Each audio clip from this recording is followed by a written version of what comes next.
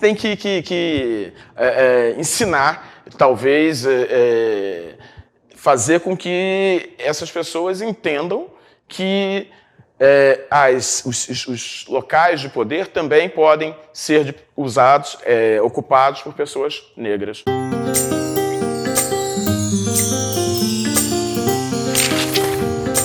Eu sou Ivan Acioli, sou jornalista, trabalho hoje com uma empresa de comunicação que eu criei em 2006, iníciozinho de 2006, e faço trabalho de comunicação para diferentes empresas, com clientes na área de assessoria de imprensa e também com uma visão de comunicação mais abrangente, que a gente cuida desde a publicidade até as redes sociais. Então, o conjunto da comunicação via a IAA.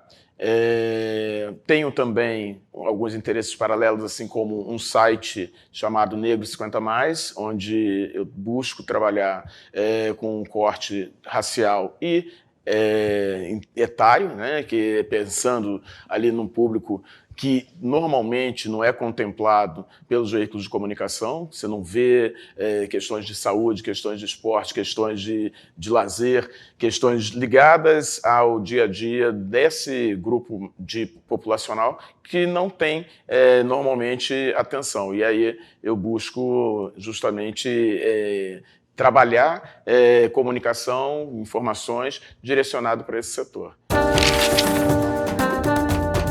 A minha infância, eu tive uma infância bem vivida, né? Do ponto de vista de ter participado, feito todas as brincadeiras, criado e crescido junto com amigos, fazendo todas as possibilidades, tudo que era possível naquele período. Com a convivência com meus pais, o meu pai, minha mãe, os dois são vivos ainda, agora estão já lá para 86 e 83 anos de idade. Os dois funcionários públicos, ele no INCRA e ela na Prefeitura do Rio, na Secretaria de Saúde Municipal. E, além deles, foram fundamentais na minha vida, nessa minha criação, meus avós e uma tia minha que é uma grande incentivadora da família inteira até hoje. Meus avós, por quê? Durante boa parte da minha infância, ali, quando eu tinha 4 anos, mais ou menos, 4, 5 anos, a gente morava ali na São Clemente, um de frente para o outro. E a casa da minha avó era uma espécie de central dos netos, né? Então, nós somos 7 netos, 7 primos, né? 7 netos. Eu e mais 3 irmãos, 4, e minha outra tia com 3 filhos. E os pais todos saíam para trabalhar e os 7 netos, ficavam aboletados na casa da avó durante o dia inteiro. Até que chegou um momento em que eu fiquei morando, eu e minha irmã, direto com meus avós. E meus 2 irmãos com meu pai e com a minha mãe. Mas era isso. Primeiro eles moravam em frente, ali na São Clemente. Depois eles se mudaram para Bambina, que era ali 100 metros de distância. E isso foi muito tempo. Só muito lá, quando a gente já estava com, sei lá, uns 15 anos, 14 anos, que eles se mudaram mais para longe, foram morar no Lins. Mas aí já era uma época que dava para fazer essa ida e volta com tranquilidade. E aí, o que eu tenho de referência hoje que foi um período de vida muito tranquilo para todos nós, assim, muito feliz para todos nós. Não tivemos nunca dificuldade de nada, estudamos onde queríamos estudar, sempre teve coisas, presença física, presença material, coisas materiais e presença física de suporte permanente. Mesmo como a gente fala até hoje, qualquer hora que qualquer um precisa, pega o telefone, liga, né? Então a família está sempre presente. Hoje eles brincam muito, né, comigo, que não querem mais saber de mim, que agora eles querem saber os netos, né, são meus 2 filhos. Mas é isso, temos essa relação boa até hoje. Eu estudei, basicamente, eu sou fruto da escola pública.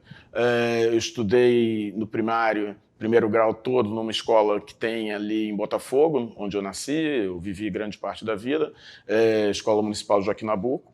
Depois, saí de Joaquim Nabuco, fui para o segundo grau fazer no Largo do Machado, no Amaro Cavalcante.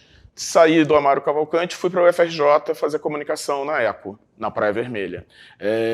E aí passei grande parte da vida profissional trabalhando sem voltar à academia, um pequeno, assim, ainda voltando lá atrás. Quando eu ainda estava na ECO, eu fiz vestibular para História, aí passei para História na UF, e fiquei fazendo as duas paralelas. Só que no último período, eu já estava no terceiro semestre da UF, e precisava de dar mais atenção para a ECO, porque ficou uma carga pesada demais de trabalhar. Eu fazia estágio, eu fazia de manhã, eu ia para a ECO, era 7 da manhã, saía para fazer o estágio no início da tarde, saía do estágio, ia para a UF, saía da UF 11 da noite, 10 e pouca da noite, para poder voltar.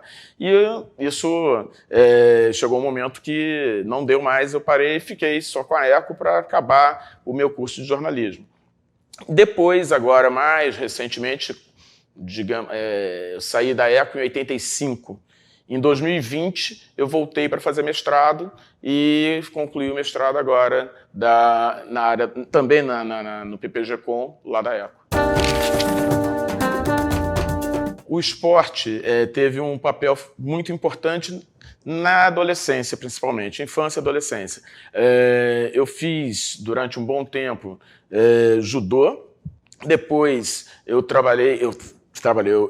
era sócio do Botafogo, lá em Botafogo, e ali eu entrei para o atletismo, fiz atletismo no Botafogo durante um bom período, acho que ali de 13, 14 anos até 18, mais ou menos. Na verdade, eu abandonei de verdade na hora que eu entrei para a faculdade, porque aí os interesses foram para outros caminhos e eu acabei não continuando como atleta, que eu era atleta federado e tudo mais. Mas, independentemente disso, segui fazendo as atividades. Assim, a gente, dentro do clube, para além do atletismo, que era o esporte oficial, eu fiz diferentes coisas. Fiz pouco de basquete, pouco de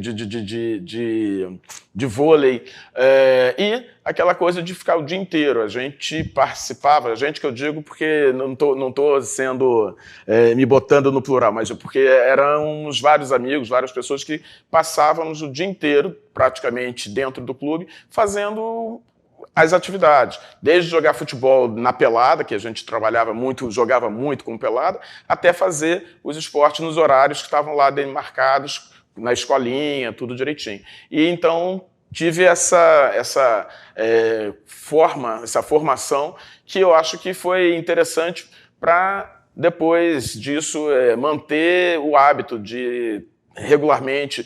Eu todo dia de manhã caminho, dou uma corrida, até hoje, agora já tem 40 anos, mais de 40, estou com 61, continuo fazendo essas atividades assim com regularidade.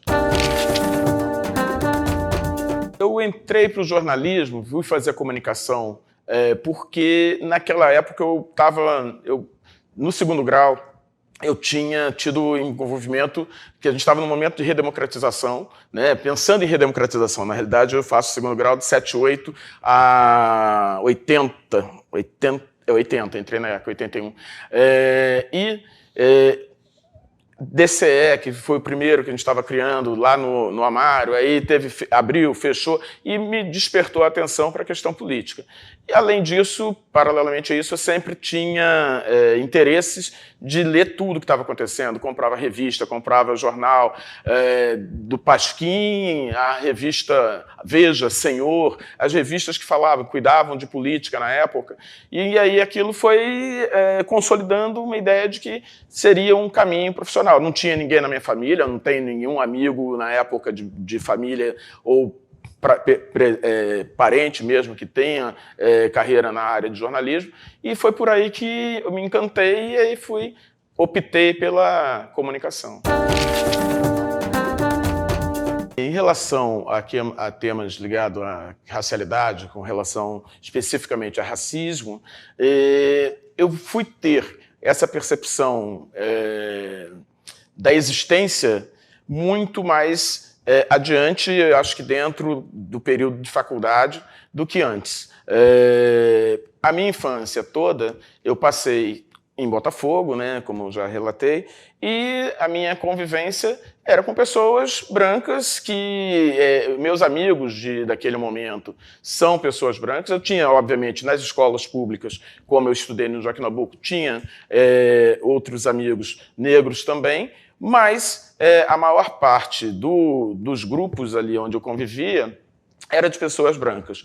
E em que você... É um período em que você tinha uma outra percepção sobre as microagressões, por exemplo. Então, aquelas brincadeiras que hoje não são mais brincadeiras e que a gente enfrenta de frente e acusa como sendo de racismo, naquele período, anos 60, 70, a gente naturalizava. É aquela coisa de chegar o senhor mais velho, na época, e falava, você, poxa, é um preto de alma branca. E essas coisas eram naturalizadas, eram encaradas como se fosse normal, não tínhamos essa presença esse entendimento de que isso era racismo. Pequenas coisas como, por exemplo, apelido, brincadeiras que se faziam, que hoje a gente não aceita, mas que era feito naquele período e a gente entubava aquilo como sendo natural, como sendo normal. Mesmo que pudesse ficar, às vezes, chateado com alguma coisa, ficava chateado, aí replicava de alguma outra forma, no limite brigava com alguém e seguia a vida. Então, quando mais velho, vai tendo também, a sociedade como um todo também vai tendo essa consciência. Você vai ter uma reorganização do movimento negro, institucionalmente falando, nesse período. Você tem diferentes marcos de atuação do IPCN, do MNU, etc., que vão informando mais as populações, vai fazendo com que a gente, que era jovem naquele momento, vai tendo essa conscientização. Né? Você pega uma Lélia Gonzalez, que começa a falar, e a gente começa a ouvir, o Januário começa a falar, e a gente começa a ouvir diferentes pessoas que são importantes, que foram importantes naquele momento, de reproduzir, de trazer essa conscientização com mais vigor para que a gente pudesse entender o que era, como é que funcionava esse racismo recreativo, essa brincadeirinha, essa microagressão que ofende quem está se recebendo, mas quem está fazendo acha que é brincadeira. E isso vai sendo construído ao longo do tempo. Na universidade, era óbvio assim, o isolamento não das pessoas. Eu sempre tive uma excelente relação com todo mundo, até hoje são meus amigos, somos amigos de 40 anos, etc. Mas eu, evidentemente, tinha um preto, dois pretos, três negros que se consideravam negros, porque tinham, na época, pessoas que hoje se classificam, se autodeclaram negros, mas que na época, lá nos anos 80, não tinha essa percepção, não se declaravam negros. Então, era possível a gente ver, nós que estávamos lá como negros, que a faculdade não era um ambiente de iguais, né? Era um ambiente em que nós éramos poucos, né? Teve um período ali que tinha muito intercâmbio. Então, outros negros eram de Angola ou de Cabo Verde, que estavam ali participando da universidade, mas que é uma diferença brutal ao entrar na faculdade, na universidade hoje, onde você tem uma massa, uma quantidade grande de alunos negros circulando pela faculdade com muito mais desenvoltura, com maior quantidade do que tinha naquele período. Tive problemas lá dentro? Não, nenhum. Sempre fui acolhido, vamos falar assim, como naturalmente por todos eles, por todo mundo. E mantive essas relações, mantenho essas relações até hoje. Se você perguntar, eu tenho muito mais amigos brancos do que amigos negros, né? Eu conto nos dedos, assim, os amigos negros são, tirando a família, óbvio, mas amigos que frequentem a minha casa, que eu vá à casa deles, são muito poucos. E enquanto os brancos, a gente está convivendo regularmente, todo dia praticamente. E aí, na profissão, o que acontece? Teve momentos em que fica muito marcado, ficou muito definido, e aí eu fui criando formas de proteção naturais. Coisas como, por exemplo, eu trabalhava no jornal de economia, que era o Jornal do Comércio na época, e normalmente você fazia marcação de entrevista com suas fontes por telefone. Eu marcava, Ivan Acioli, e depois aparecia, óbvio, para fazer entrevista. Uma vez eu chego, a secretária do entrevistado olha, vê aquele menino lá, aquele rapaz negro, e vira e fala, pergunta se eu tinha ido levar algum recado do senhor Ivan Acioli. Ela não acreditava que o Ivan Acioli era aquele cidadão, aquele corpo preto que estava na frente dela. Ivan, com esse nome Acioli, jornalista, para ela não fechou a equação. Então ela vira e pergunta se eu fui levar algum recado do Ivan Acioli. E aí você aprende, na prática, a responder. Aí vem aquela questão de, você é arrogante. Não é arrogância, é proteção. Entendeu? Baixa a bola que eu baixo a minha bola. Se levantou a bola, eu levanto a minha também. Isso você vai fazendo ao longo da vida. É ruim? Óbvio que é. Não é natural. Você ter que fazer esse movimento não é natural, mas a gente faz. Outro exemplo, assim, que teve um momento que eu até escrevi, foi capa de uma revista, da LID, que era uma revista que o sindicato fazia, e que eu narrava isso. Eu era coordenador da área de comunicação do Sebrae, que é uma empresa onde eu trabalhei durante 14 anos. E aí eu era responsável pela área de comunicação por decidir as publicidades, para onde iam ser direcionadas, a verba que tinha, para quem a gente direcionaria. E aconteceu mais de uma vez de a pessoa interessada em ir lá no Sebrae marcar por telefone, porque era uma época que a gente não tinha as redes sociais como tem hoje, que hoje você abre a rede social, procura ver logo quem é a pessoa, já vê a foto e já vai sabendo quem é. Mas não existia isso. Marca por telefone, aparece lá, eu tinha uma sala em que eu botava a minha mesa no fundo e eu via o conjunto. Tinha um amigo meu, que trabalhava comigo, que era branco, olhos azuis, lourinho. Várias vezes aconteceu do quê? Essas pessoas que tinham marcado chegar, entrar na sala e ir direto na mesa do Ivan Acioli, que eles consideravam que era o Ivan Acioli, que era o branco, louro, chefe da comunicação toda. Não ia na minha mesa. Entendeu? Aí um dia eu falei, Fernando, o primeiro que chegar aqui hoje e fizer isso, você atende e manda embora. E não vai ter um centavo. E fiz isso. Entendeu?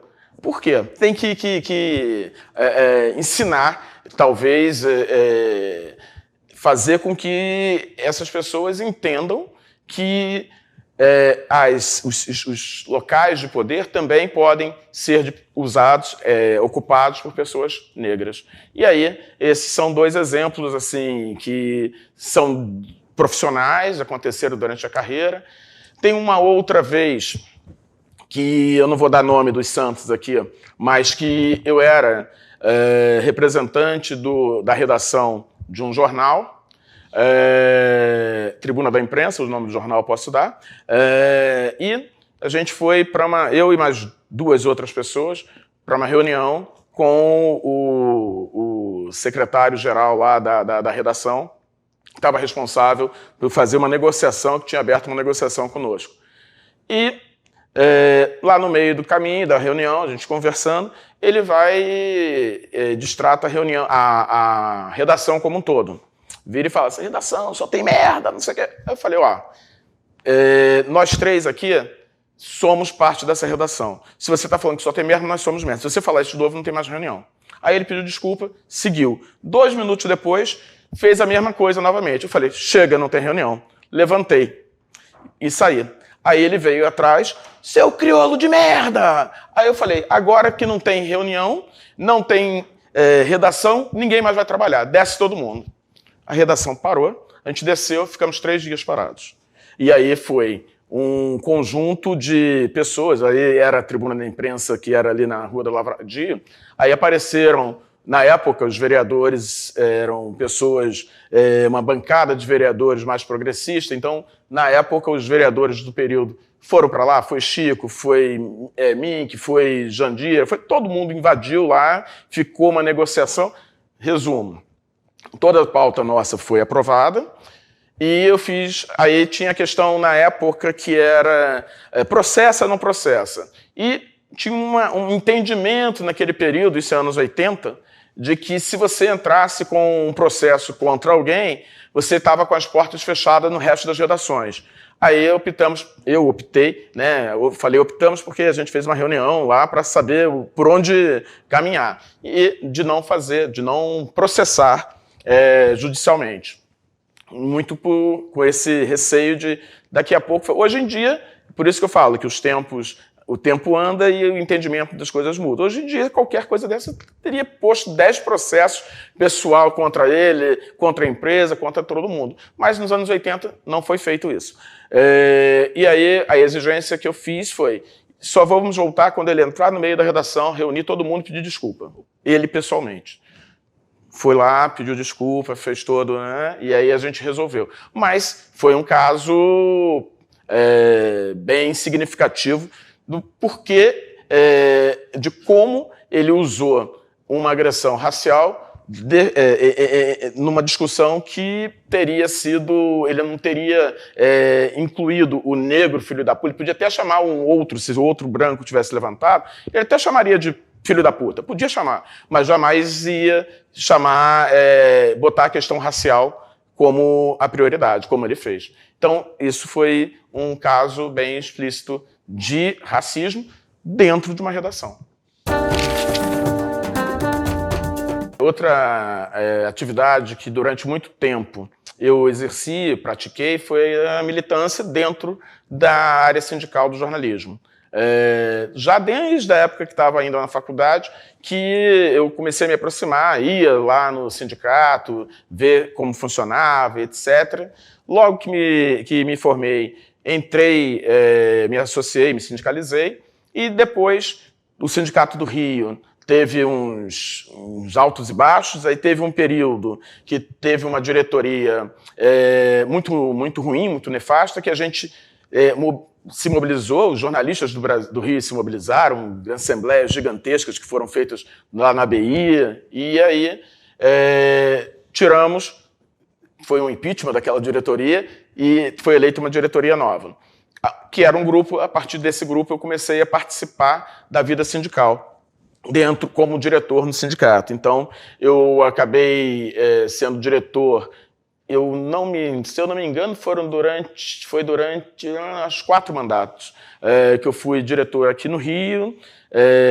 Fui duas vezes eleito delegado do Rio junto à FENAGE, que é a Federação Nacional dos Jornalistas, e fui secretário-geral do sindicato. E era um período em que, parte desse período, eu ainda teve um pedaço que eu estava em redação, depois uma parte grande, a maior parte, eu estava na assessoria, como assessor de comunicação. Era super interessante a forma como a gente conseguiu, naquele momento, trabalhar. Era um período já de transição da profissão, né? Já tinha começado a crise nos veículos de comunicação, vários deles já encerrando, fechando portas, até chegar nessa condição que a gente tem hoje de uma limitação grande. Aqui no Rio você tem um grande veículo funcionando, os outros acabaram, mas naquele período nós ainda tínhamos uma quantidade maior de veículos e conseguíamos ter uma relação bem interessante com a categoria. Era uma militância que buscava defender todos os interesses da categoria e, ao mesmo tempo, oferecer algumas atividades, como os encontros que fazíamos regularmente na área de comunicação, de assessorias, vários encontros profissionais, algumas coisas que faziam com que o sindicato tivesse uma vida mais cotidianamente ligada a interesses de algumas partes da categoria. Bom, depois, quando eu resolvi sair do Sebrae e montei minha empresa, eu achei que não tinha cabimento eu ter uma empresa e, ao mesmo tempo, ser um dirigente sindical. Porque quem fazia a negociação para definir salários, etc., era o sindicato. E aí eu pedi o meu boné e saí da vida sindical e nunca mais voltei. Em relação à vida profissional hoje, eu tenho uma empresa que é a IAA Comunicação, que enfrenta as dificuldades do mercado com seus sobe e desce, né? Vem uma pandemia numa área de comunicação, que eu faço comunicação e eventos, então chega a pandemia, por exemplo, eu tinha pré-contratado, a empresa estava pré-contratada para fazer 2 eventos grandes ao longo do ano que foram suspensos em função da pandemia. Outros clientes que tiveram uma maior dificuldade de manter o serviço, redução de FII mensal. Então, teve essas coisas que obrigam a gente que tem empresa a tentar entender o funcionamento do mercado. Eu tenho eu acho que uma vantagem, que foi uma vantagem profissional, de ter trabalhado durante tanto tempo no Sebrae. Eu passei durante 14 anos falando para as pessoas sobre como era ter uma empresa, sobre como era gerenciar um negócio, sobre quais os cuidados que precisam ter. E fiz internamente 500 cursos que tinha sobre isso, porque na época tinha que falar, tinha que vender, tinha que escrever sobre. Eu primeiro tinha essa preocupação de fazer o treinamento para depois poder falar sobre ele. E aí, quando eu vou fazer a minha empresa, eu levo essa bagagem, eu levo esse conhecimento junto comigo. Eu tive um momento que a empresa estava grande dentro do aspecto do que eu pretendo da empresa, porque nunca quis... Eu participo, inclusive, de um grupo chamado RBGI, que é Rede Brasileira de Empresas de Gestão de Imagem, que são empresas de assessoria, de comunicação, que se posicionam... tem uma frase, uma expressão que classifica como empresa boutique, assessoria boutique, que opta por trabalhar com um grupo pequeno de clientes, não expandir muito, para poder ter uma proximidade maior e ter um envolvimento maior com cada um dos clientes. E eu trabalho muito dessa forma. São poucos clientes, mas que demandam muita atenção e, ao mesmo tempo, permite que eu faça mais atividades dentro deles, né? Em vez de ficar limitado, como era até o passado. Só assessoria de imprensa, você faz a imprensa, você faz a rede social, você faz, se necessário for, um evento, você faz, se for necessário, a área de publicidade e consegue ter uma visão maior, mais abrangente de todo o conjunto. E aí, essa é a forma que eu creio e eu tento fazer com que a IAA trabalhe. Tem, obviamente, questões que eu também aprendi isso no desenvolvimento do caminho, né? Que quando você tem uma empresa, você tem que entender quais são as áreas que você tem mais habilidade, mais capacidade, as que você gosta mais de fazer, que você tem mais desenvoltura para fazer. Eu sei, por exemplo, que eu detesto a parte da burocracia, mas eu sei que eu tenho que fazer. Então, vou criando ao longo do tempo estratégias para lidar com isso. Tem o contador, óbvio que é obrigado a ter o contador, mas sempre que possível eu tento ter um apoio de alguém que organize a bagunça toda. Quando é possível, eu tenho. Quando não é possível, eu mesmo reassumo isso e faço. Mas eu sei qual é a parte que eu mais gosto. Eu gosto muito mais de fazer o contato com as pessoas, eu gosto mais de escrever, eu gosto mais de fazer justamente o relacionamento.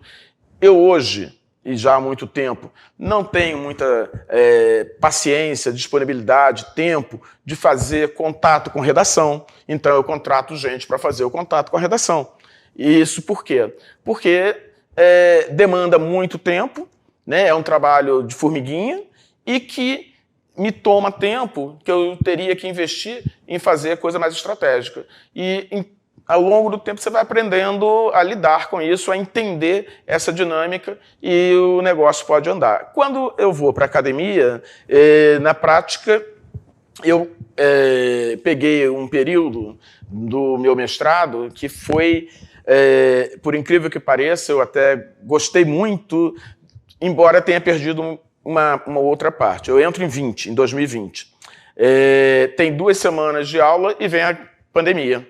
E aí a minha satisfação de voltar a conviver dentro da ECO, que era um prédio ali da Praia Vermelha, que eu sempre gostei muito, a gente sempre faz coisas lá, até hoje. Teve 50 anos da ECO, teve não sei o que, volta e meia os alunos fazem algumas coisas. E eu pensei, bom, agora eu vou voltar a ter uma convivência interna aqui ao longo do tempo. Aí veio a pandemia, fizemos 2 anos de curso online. Aí não teve essa relação de convivência interna. Mas, ao mesmo tempo, foi super interessante. Por quê? Permitiu, eu acho, um aproveitamento muito maior da literatura, das leituras e das produções ligadas ao curso. Porque a vida parou fora, né? Então, o que a gente fazia? Era aula, o grupo, a turma inteira, né? Aula de manhã, de tarde, de noite, lia, escrevia. Eu acho que foi extremamente produtivo por esse aspecto, que talvez não tivesse tido tanto tempo. Aí eu digo isso hoje, por exemplo, com o mundo funcionando normalmente, o tempo que eu tenho disponível para um possível curso como esse que eu fiz é muito menor. Todo mundo já pergunta, Ivan, você vai fazer o doutorado esse ano? Eu falei, não vou fazer o doutorado esse ano. Esse ano eu vou continuar cuidando da empresa, porque eu preciso de cuidar da empresa um pouquinho. Depois, ano que vem ou no outro ano, eu posso parar, pensar e ver se eu faço. Eu tenho uma pretensão de conseguir aposentadoria daqui a 3 anos.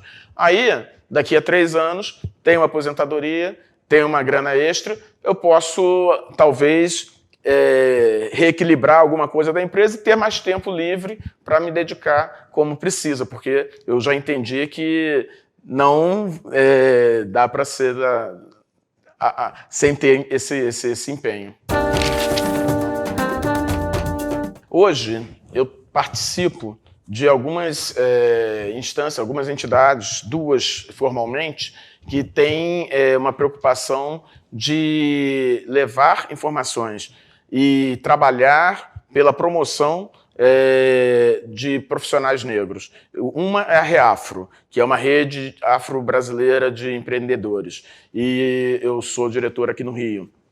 A Reafro trabalha focando empresários negros, indígenas também, mas a maior parte, no país inteiro, a maior parte é de empresários negros, trabalhando com a preocupação de fomentar, de permitir que pessoas que têm seus próprios negócios ou queiram ter seus próprios negócios possam encontrar formas, caminhos de serem absorvidos, terem seus negócios melhorados dentro do mercado. E aí temos toda a parte de gestão, de administração, todo o conjunto que é o básico para que a empresa sobreviva, para que a empresa cresça. Mas também associamos isso à questão racial, né? Porque tem que ter intencionalidade na hora de fazer as coisas. Então, se eu tenho uma empresa que vai fazer uma contratação, eu posso levar essa empresa para uma rede em que tenha pessoas negras, que tenha empresas de pessoas negras para trabalharem, para venderem, para dinheiro circular ali dentro entre eles. E isso a gente não faz com uma proposta de ser um mercado aberto, né? Se eu chego e falo, eu tenho uma empresa, vou contratar, e vou contratar de qualquer um fazendo uma licitação, eu posso contratar de branco, de preto, de amarelo, seja o que for. Mas se eu tenho intenção e falo, eu quero contratar a empresa preta, eu sei de quem eu quero, eu sei por que eu quero, e eu sei a quem eu vou beneficiar, e essa rede funciona. É uma entidade. A outra é uma entidade chamada Colimar, que também tem esse mesmo foco, mais regional, é Rio de Janeiro, e que tem uma pegada mais de treinamento, de capacitação, de fazer esse tipo de capacitação de pessoas negras para que ocupem espaços no mercado. Outra questão, outra forma que eu acho que eu trabalho é o meu próprio site, que ele está na internet, o Negro 50+, está no Facebook, está no Instagram, está no LinkedIn, e que as pautas são pautas sempre ligadas à questão da negritude. Pensando em questões de saúde, por exemplo, você tem doenças que são doenças muito mais afetadas, que afetam muito mais a população negra do que outras populações. E aí eu tento buscar essas informações para que estejam sempre ali presentes. Tem questão que eu acho, agora a gente está discutindo novamente, que eu abri espaço recente, que é a questão das cotas, seja que tenham, foi as cotas para serviço de concurso público, por exemplo. Então tem alguns grandes temas que a gente precisa discutir na sociedade, que eu faço papel, tenho a intenção de sempre estar suscitando, seja no site, seja nos espaços, palestra, esse ano passado mesmo, Feira do Empreendedor que teve do Sebrae, eu fui lá fazer uma palestra sobre equidade racial dentro das empresas. Então, essa militância a gente vai fazendo, eu acho que uma boa quantidade de pessoas negras têm feito, e eu faço dentro das minhas possibilidades, né? Eu gostaria de ter mais fôlego, mais tempo para dedicar mais atenção. Mas tem que estar dentro desse equilíbrio, eu acho que é o que eu consigo, por enquanto, fazer. Na ABI, recentemente, na última eleição, eu fui candidato a uma diretoria de equidade racial. Eu acho que isso me leva, isso representa, isso indica o quão importante eu acho, que eu considero a ABI trabalhar o tema da racialidade. O Marcos Gomes, que era o diretor dessa área no passado, recentemente fez um excelente trabalho e botou o tema em pauta. Eu acho que isso é fundamental. Eu acho que as entidades não têm espaço hoje para não cuidarem da questão de equidade racial em suas instâncias todas. E eu tenho propostas, e isso não só para a ABI, como a gente já fez isso na FENAGE, por exemplo, de ter cota nas diretorias racial. Cota racial nas diretorias, cota de gênero nas diretorias. Eu acho que a ABI pode caminhar nesse sentido. Dentro do conselho, dentro da diretoria, você trabalhar intencionalmente, botar gente lá dentro com diversidade.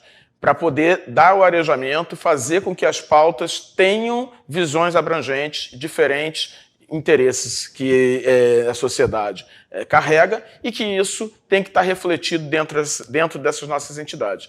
O trabalho de hoje eu acho bem interessante porque está fazendo a divulgação, está levando para dentro de uma categoria que anda sempre muito de costas para questões que não sejam imediatistas dela, levando essa informação, levando esse debate, trazendo essa pauta para o cotidiano. Então, eu aplaudo esse trabalho.